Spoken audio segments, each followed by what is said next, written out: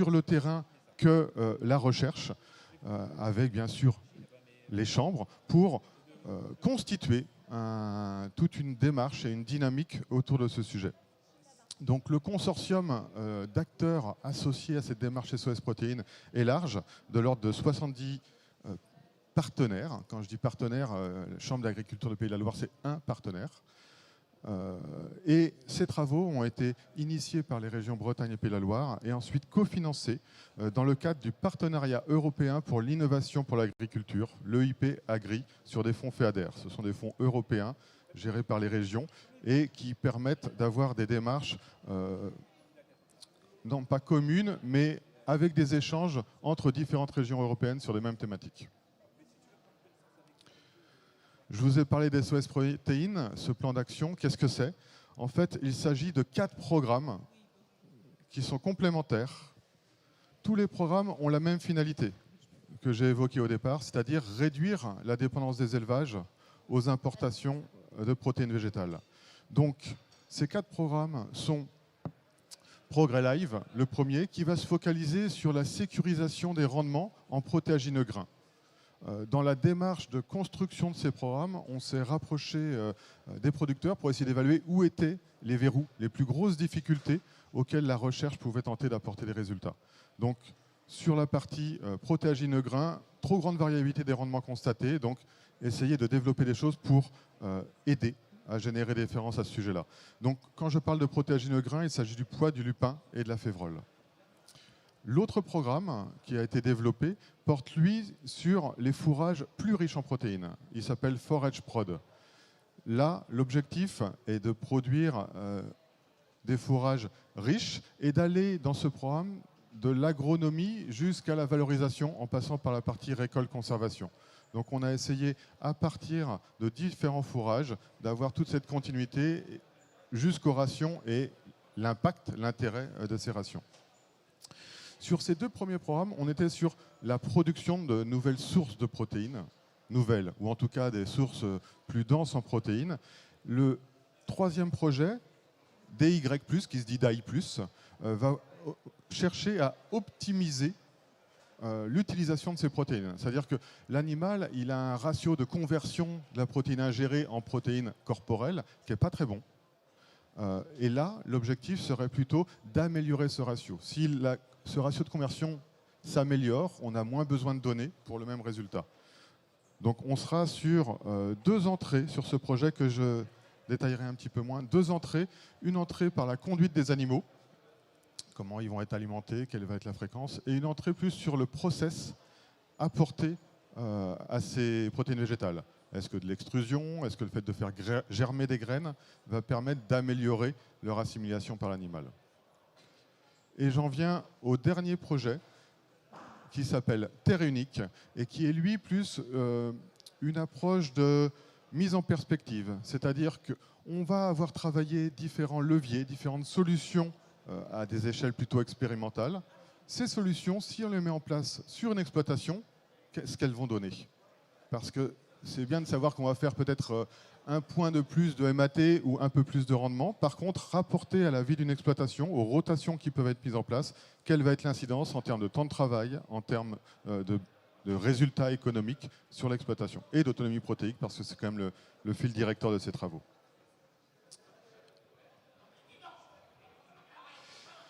Ces projets sont coordonnés, animés par des pôles de compétitivité. Je vous l'ai dit en introduction, je fais partie du pôle de compétitivité VG Police Valley, qui anime les 3 projets que vous pouvez voir, Progrès Live, Forage Prod et Terre Unique. Le 4e projet DAI+, est lui animé par Valorial, qui est un pôle de compétitivité plus sur l'agroalimentaire. Et c'est pour ça que je le détaillerai un peu moins, parce que je le connais un petit peu moins. Ce rôle, en termes de coordination, c'est plus de veiller au départ d'élaborer ce partenariat, comme je vous l'ai dit, qui est pluriel, et de veiller au bon déroulement de ces travaux. Et je ne suis pas un pur spécialiste de chacune des thématiques dont je vais vous parler. Si je commence un petit peu la présentation pour entrer un peu plus dans le détail de ces travaux, le projet Progrès Live, je vous l'ai cité, c'est pour sécuriser la production de protéagineux à graines. Donc c'est un projet qui a démarré en janvier 2016 et qui se terminera mi-2020. Il a associé de nombreux partenaires, aussi bien les acteurs économiques, où on peut retrouver des coopératives, des semenciers, que des organismes professionnels agricoles, de développement agricole, les chambres d'agriculture bien sûr, mais aussi la FRQMA Ouest avec laquelle on a collaboré beaucoup sur ces aspects récolte, machinisme, les réseaux bio, ainsi que les réseaux CIVAM. Et à ce partenariat, j'allais dire, d'OPA agricole assez classique, on a associé des équipes de recherche pour apporter un autre regard scientifique, développer des travaux, notamment via l'Agrocampus Ouest, l'école d'agriculture de l'ESA d'Angers, l'INRA de Rennes, des instituts, Terinovia, l'UBO, le LUBEM sur des fleurs fongiques, Végénov et des lycées agricoles qui ont aussi participé, notamment via de l'expérimentation. Le contenu de ces projets, des suivis chez les agriculteurs mis en place pour mieux connaître dès le départ du projet quels sont les itinéraires, quelle est l'expérience de terrain, essayer de valoriser au maximum cette expérience de terrain sur ces trois cultures que sont le pois, le lupin, la févrole. Sur cette base-là, développer ensuite des expérimentations chez des agriculteurs et dans des stations d'expérimentation pour tester ces cultures, avec un parti pris qui était d'aller vers les mélanges, d'essayer au maximum de produire ces protéagineux-grains en mélange pour permettre de, j'allais dire, sécuriser une production. Des travaux de recherche, j'en ai parlé, ils ont été de plusieurs ordres. Sur les maladies, il a été fait observer qu'il y avait des problèmes de maladies et pas beaucoup de solutions. Donc il y a tout un observatoire de maladies qui a été mis en place en s'appuyant sur les COP partenaires pour faire remonter vers des laboratoires, à chaque fois qu'il y a des maladies, des échantillons, de manière à pouvoir identifier précisément dans les laboratoires quelles sont ces fleurs fongiques à l'origine des maladies et pouvoir développer ensuite des systèmes permettant de sélectionner des variétés résistantes. Ensuite, il y a aussi eu des travaux de recherche sur la partie salissement, tous les problèmes d'enherbement, et des travaux de recherche aussi sur les ravageurs étant peu connus, donc des équipes de recherche qui étaient spécialisées en entomologie, l'étude des insectes, ont développé des travaux sur les ravageurs de ces trois cultures à graines. Très rapidement, c'est sans rentrer dans le détail, mais si j'essaye d'avoir une vue un petit peu générale, sur la partie salissement, problème d'enherbement des cultures, il y a des solutions qui peuvent être trouvées avec le mélange d'espèces. Pour les cultures en mélange permettent d'avoir un meilleur pouvoir couvrant et du coup de limiter, par la compétitivité, le développement de l'enherbement. Sur la variabilité de rendement, de même, la partie mélange d'espèces peut avoir un intérêt, mais un intérêt plus pour sécuriser un rendement minimum, en quelque sorte. C'est-à-dire qu'en cas d'incident, on aura toujours la céréale qui va permettre d'avoir une récolte. La céréale a aussi un intérêt concernant la partie tuteur pour être un support utile et limiter l'averse. Quand on a parfois un taux trop important, on peut avoir de l'averse. Sur les maladies et les ravageurs, là, on a des résultats qui sont encore plus mitigés. Il y a eu des identifications qui ont été faites. Il y a eu, dans le cadre du projet, de la formation aux partenaires du projet pour reconnaître les insectes responsables, essayer d'avoir une meilleure connaissance. Par contre, en termes de résultats pour limiter leur impact, c'est encore assez limité. Les livrables qui seront issus de ces travaux, donc ces travaux qui se terminent en 2020, donc courant premier semestre 2020, on devrait avoir des fiches qui vont synthétiser un petit peu l'ensemble de ces résultats et qui seront sous forme un petit peu d'aide à la décision, en fonction d'attentes, de situations, voir quelles seraient les meilleures solutions à privilégier. Si je continue, je regarde le temps. Je suis à peu près bon. Sur la partie fourrage, donc on était sur les protéagineux-grains. On passe maintenant sur le fourrage, sur une approche un petit peu différente et peut-être plus classique. Là, l'idée était d'utiliser des fourrages plus riches en protéines pour limiter l'incorporation de soja, d'avoir d'entrée de jeu un fourrage plus riche.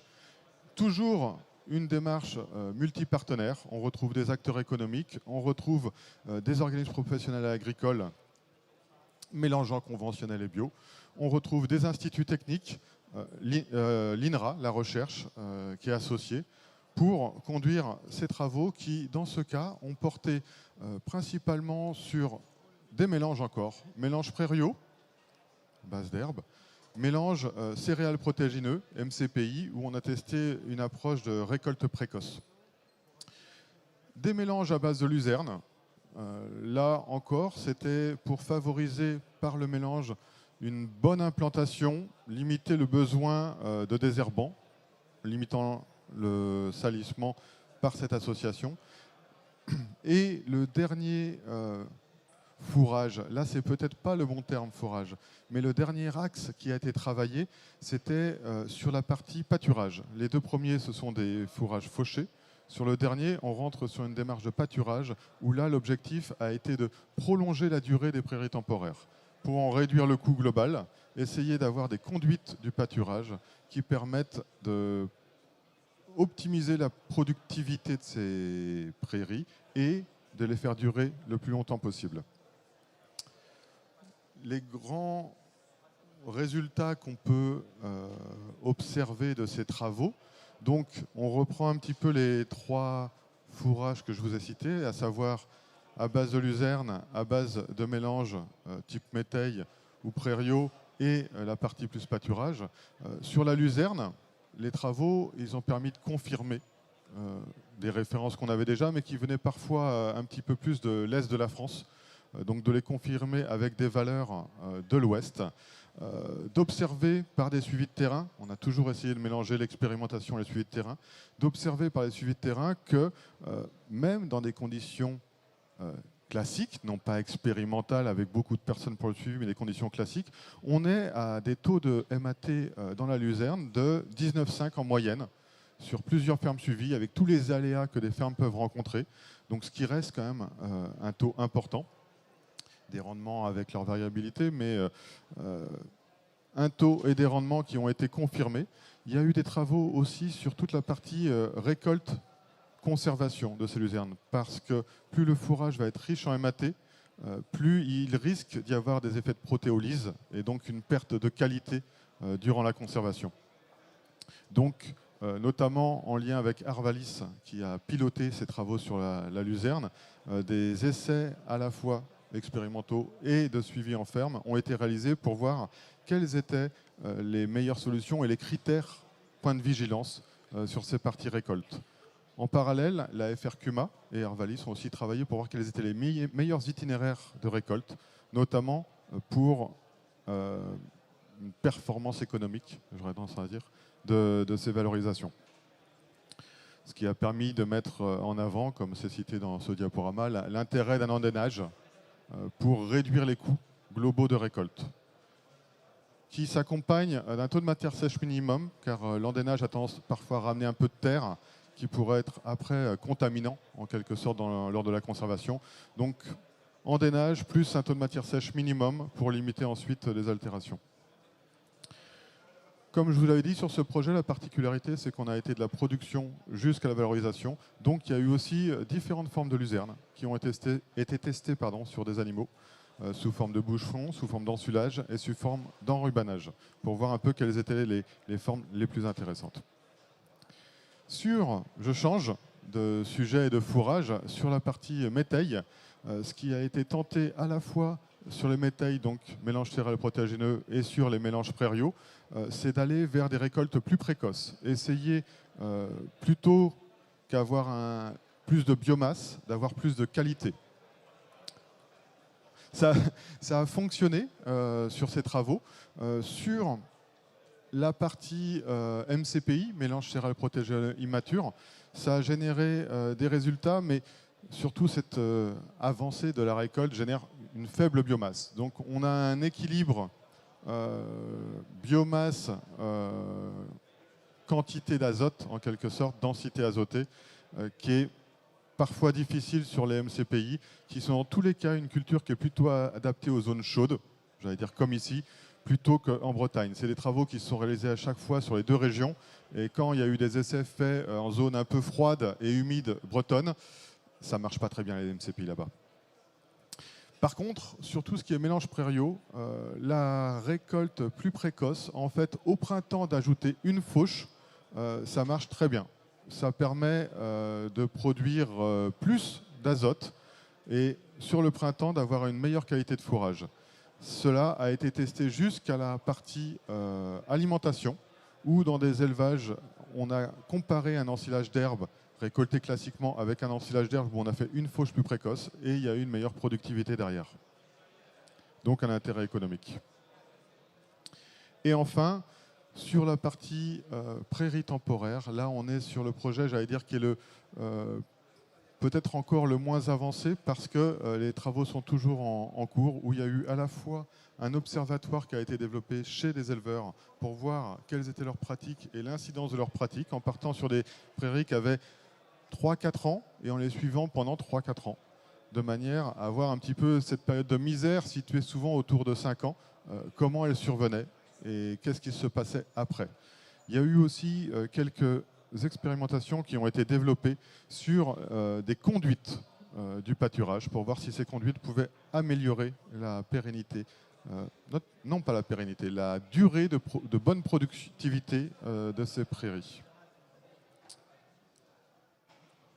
Et je vais finir par le dernier projet qui porte, lui, sur un petit peu l'intégration à l'échelle d'une exploitation. Toujours de nombreux partenaires associés. À chaque fois, on a de 20 à 30 partenaires par programme. On retrouve les principaux acteurs de ces de production et élevage de l'Ouest, notamment avec les organismes de contrôle BCEL Ouest, DESI Ouest, Synovia, qui sont aussi représentés et intéressés par ces travaux. Dans Terre Unique, qui est sur la même période de temps, le contenu a été développé un outil en premier lieu de diagnostic de l'autonomie protéique. On allait aller faire du suivi de ferme dans ces projets, regarder comment les éleveurs faisaient. Donc il fallait avoir un outil pour mesurer de façon identique sur les fermes quelles étaient leur autonomie protéique. Cet outil a été développé, il s'appelle Devotop. C'est un outil simple et rapide pour avoir une première idée de l'autonomie protéique, du lait autonome, de la surface pour produire ce lait, et qui permet de positionner l'élevage sur une petite grille, donc d'avoir une idée par rapport à ce qui est le plus couramment observé sur l'Ouest, où se situe l'élevage. La deuxième étape sera de développer un outil de simulation. Quand on prendra un levier, si je le mets en place à l'échelle de l'exploitation, à quoi puis-je m'attendre en termes d'impact sur l'autonomie protéique, bien sûr, mais aussi en temps de travail, en coût, surface mobilisée, etc. Et enfin, sur ce projet, il y a également une partie plus filière. Comment on peut envisager des échanges entre exploitation éleveurs, entre éleveurs céréaliers par exemple, et dans un second temps aussi à l'international, comment des changements pourraient impacter les éleveurs. Donc là, on est plus de l'extérieur vers l'exploitant. Par exemple, un changement de réglementation sur les OGM. Est-ce que ça peut avoir un impact et de quelle mesure? Sur le même format que précédemment, on voit que ces résultats ont pu produire des outils. Je vous ai parlé de l'outil diagnostic Devotop. C'est un outil qui est maintenant disponible. Si vous voulez en savoir plus, il y aura une présentation de cet outil prochainement via un webinaire. C'est des solutions pour pouvoir avoir une mini-conférence de présentation d'un outil via Internet sur son ordinateur, face à son ordinateur. Le module pour tout ce qui est simulation, je ne l'ai pas cité, mais c'est des outils qui sont multifilières. Aussi bien bovin lait, bovin viande, ovin, caprin et porc. Tous ces outils à la fois diagnostiques et de simulation. Celui de simulation sera disponible plutôt sur le premier semestre 2020. Et ensuite, la partie plus filière, on est là avec des chercheurs de l'INRA et de l'Agrocampus Ouest Rennes qui produiront leurs résultats aussi sur 2020.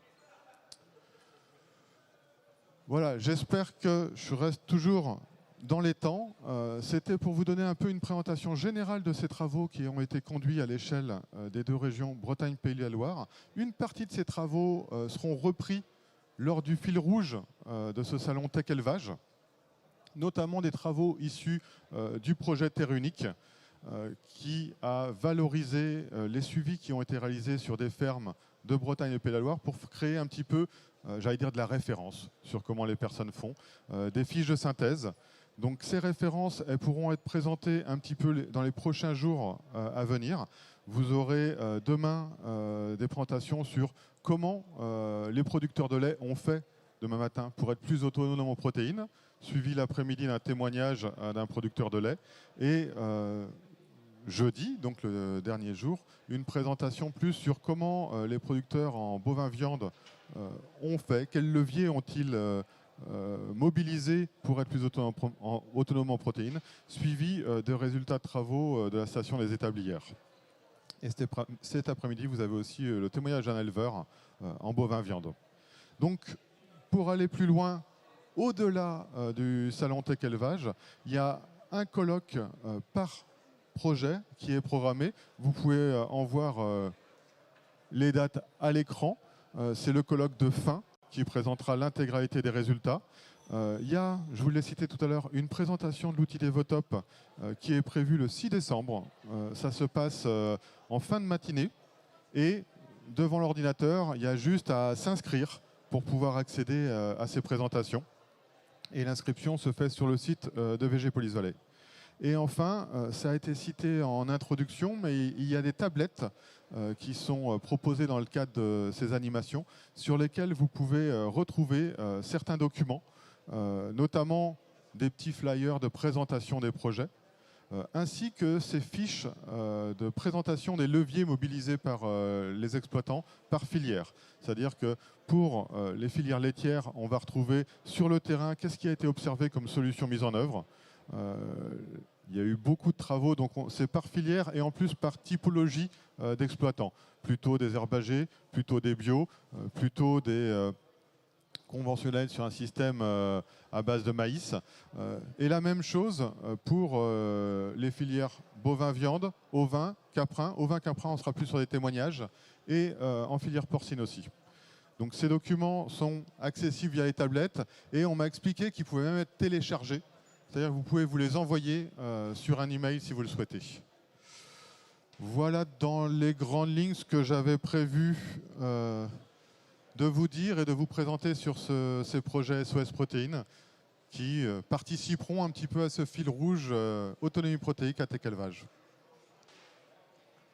Benoît, est-ce que... Oui.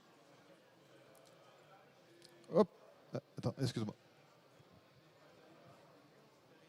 Dans le module Forage Prod. Oui. Alors, je ne sais pas s'il y a une solution ou un mélange qui va tourner le mieux. Je pense que c'est à chaque fois en fonction des conditions de l'exploitation, qu'elle soit située sur la Vendée, l'établière ou à Trévarez, au bout de la Bretagne là-bas, on n'aura pas le même mélange et le même résultat par mélange.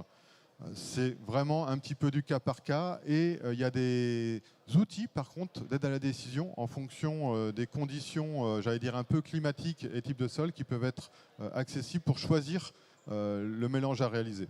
Ce n'est pas forcément fait dans Forage Prod, mais c'est des outils qui existent et il y a des services comme ça sur Internet qui peuvent permettre comme ça d'optimiser son mélange.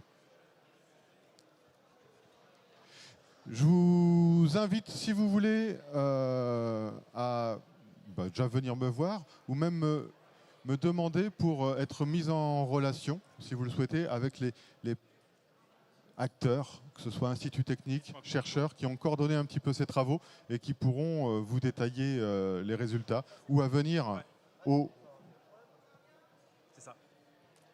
colloques qui sont programmés et dans lesquels il y aura une présentation plus exhaustive de ces travaux. et résultats surtout. Merci à tous. Tu peux passer sur celui-là après, sur cette slide-là.